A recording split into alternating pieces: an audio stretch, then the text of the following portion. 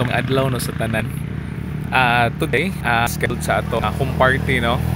So nata scheduled orientation no diri sa may BOS no, sa may BOS Amlan, and bago lang ta naabot no nya nice day ang atong venue na to no kay diri sa may mga mangga. Okay, so nana ang mga pipila guro no sa atong mga audience, and then nata diri no, this is just beside no kuan ka nang sa ilang barangay road no kani ang sa kilid sa kilid ani is a barangay road. This is going to going to Hantianon.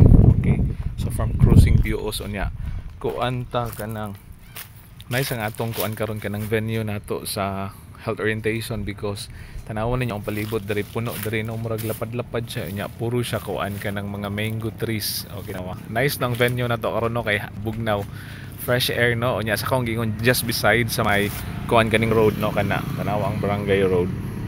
Okay, so do lang ni na mga kuan siya tanawan nyo no na yung mga nangagi. Okay, no, so nice ang atong venue karon no kay ang palibot is puro mangga and then fresh air.